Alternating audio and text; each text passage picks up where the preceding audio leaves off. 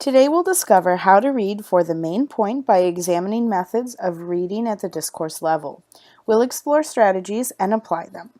First, let's take a look at reading at the discourse level. There are essentially two ways to approach reading: top-down processing and bottom-up processing. Top-down takes one concept or title and breaks it down. It moves from general to specific. One way to consider reading at this discourse level through top-down processing is through the whole language approach.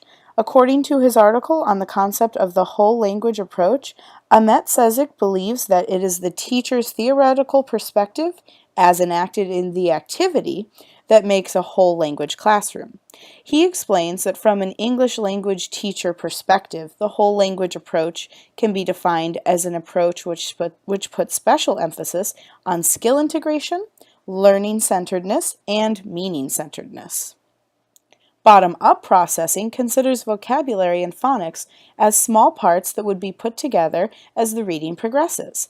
Saxon, Anju, Boren, and Lars' article defends bottom-up processing, explaining that investigations have focused mainly on vocabulary and pronunciation, whereas comparative historical linguistics put much stock in grammatical features.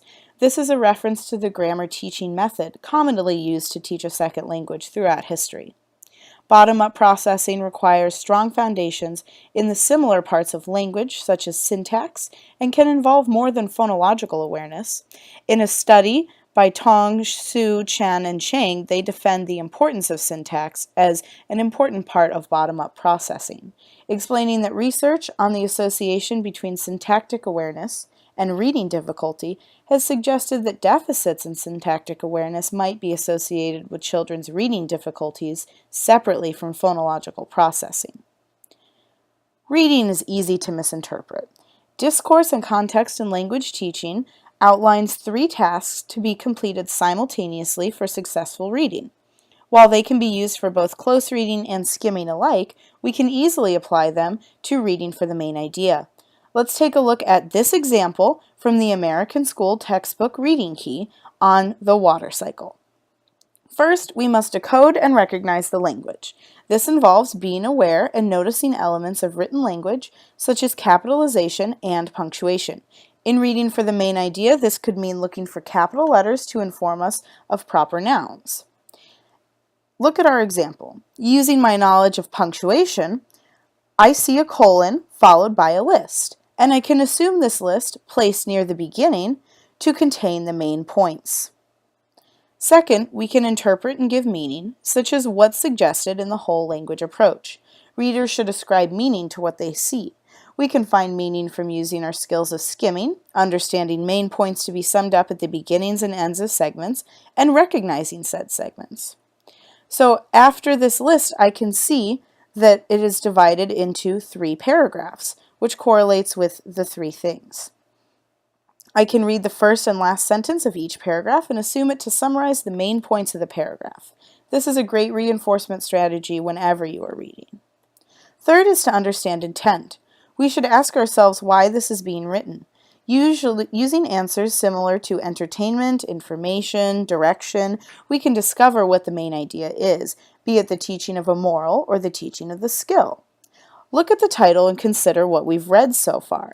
Knowing what we know, do you think this passage was written to convey well-organized information? Knowing that, we can rely on the outline that we've worked with throughout the presentation. Now let's try out what we've learned. Here's another passage from the same chapter. As you read, employ our strategies and keep these questions in mind. Can I form an outline from reading the first paragraph? Why was this written? What nouns and concepts jump out to me? And what do I learn from reading the beginning and end of each paragraph? Now that we've discovered the main points, Shad can tell us about the importance of context. Thank you for the introduction and opening lesson, Julia. For the second part of our presentation, I'd like to talk about the importance of context at all levels of discourse. We'll begin by looking at why context is important. Then we'll look at how we use context in conversations. And we'll finish with using context in situations. To conclude the lesson, I'll present 2 tasks for you to complete as homework. Why is context important for maintaining the main idea? I believe a quote from Camp sums it up well.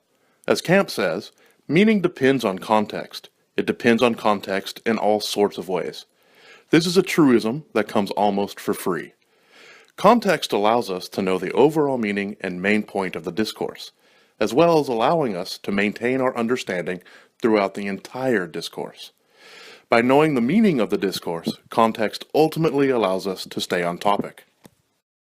Without knowing the context of the discourse, it is almost impossible for us to maintain focus and to stay with the main point. Think of aiming at a target. Without context, we can take many shots at the target, but will only arrive at the main point after a lot of unnecessary dialogue. With context, we are able to remain focused and are able to get directly to the point. Let's look at two examples that demonstrate this. For our first example, let's look at a simple conversation. Let's imagine we hear a conversation between Tom and Joe. Tom says, "It looks good," to which Joe replies, "I like it too." While this is a valid conversation, what is the context of it? How do we know what Tom and Joe are talking about? How do we know what the main idea is? Furthermore, how do we know the necessary details, the what, when, and where, without context? By giving just a bit more information, we are supplied with the context for this situation. Again, let's imagine that Tom and Joe are having a conversation. This time, we are given the information that they are in a restaurant, looking at a menu. With this context, we now know exactly what Tom and Joe are talking about, a menu item that they both like. With this context, we also now know the main point of the conversation, that Tom and Joe are going to order some food that they both enjoy. Let's look at another example. This example shows the importance of context in the overall situation, or what G calls discourse with a big D. If we are studying American history, such as talking about the Boston Tea Party, we need some context to understand the entire situation. If I just show you this image and tell you it is from the Boston Tea Party, what would you think the main idea was? That Native Americans were angry and destroying property? That people are getting rid of spoiled items on a ship? That pirates have raided the ship? It isn't until we know the context of the situation, that the American colonists were actually angry with the British Crown for raising their taxes without representation, that we can understand the main point. With this context, we can know the cause of the Boston Tea Party, why the action was taken, and what the action eventually led to, the American Revolution. Now, I'd like you to practice putting situations to context. For the first task, I'd like you to think of a conversation you have been involved in where you didn't hear or didn't understand the main point. Describe how long it took you to finally understand the main point without context, how you finally understood the context, and any strategies you used to make understanding the context easier. For the second task, I'd like you to think of a situation from your country's history, similar to America's Boston Tea Party, that people would really misunderstand without knowing the context. As we've seen, context is very important to understanding the main idea of a discourse. In our final presentation, David is going to explain another valuable tool for understanding the main point, inference. Thank you for listening, and I'll let David take it from here.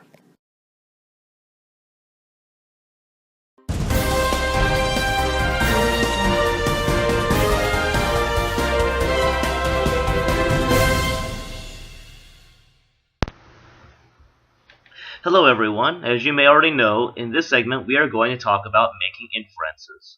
Making inferences means drawing conclusions by gathering information and combining it with what you already know.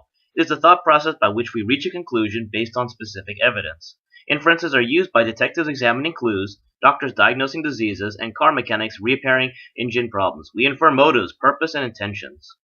Inferences are essential to and part of being human. We engage in inference every day. We interpret actions to be examples of behavior characteristics, intents, or emotional expressions. We infer it is raining when we see someone with an open umbrella. We infer people are thirsty if they ask for a glass of water. Making sense of everyday utterances and text relies heavily on shared background knowledge, context, and learned scripts and schemas. It requires us to fill in the gaps based on what we already know and what we can perceive, thus leading us back to the topic of inferences.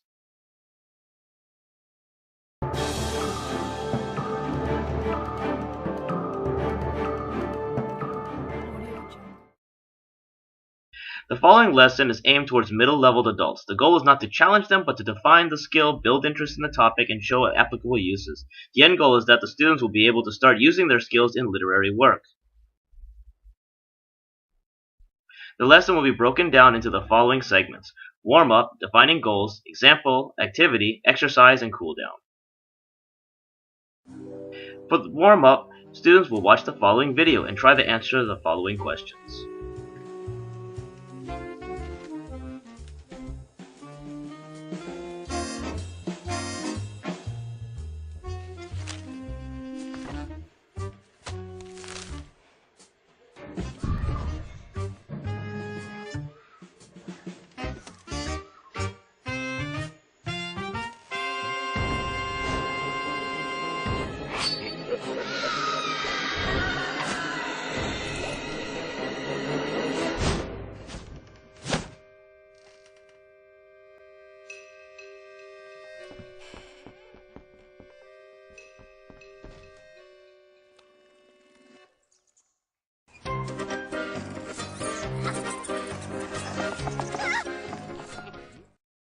After watching the video, discuss your students' responses. For example, ask how would the character's reaction differ if he had different background knowledge. Then introduce the topic and learning goals. Next, you should examine an example of inference used through discourse. Make sure to focus on aspects such as context and background knowledge.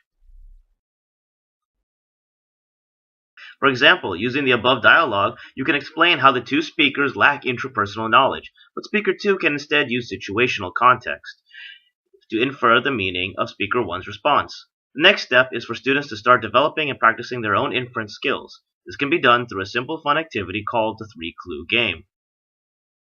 Once all of the students are done writing, have them take turns presenting while other students try to infer an answer based on the clues given. Following the activity, you can pass out this worksheet for students to read.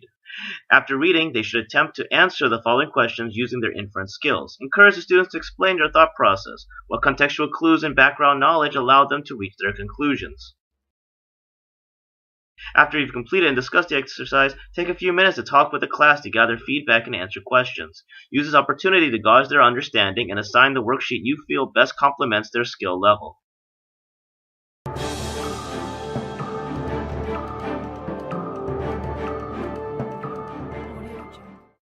As mentioned earlier, this lesson works as a stepping stone to developing our students' inference skills. Specifically for reading comprehension, these skills must be built up before jumping into inference making.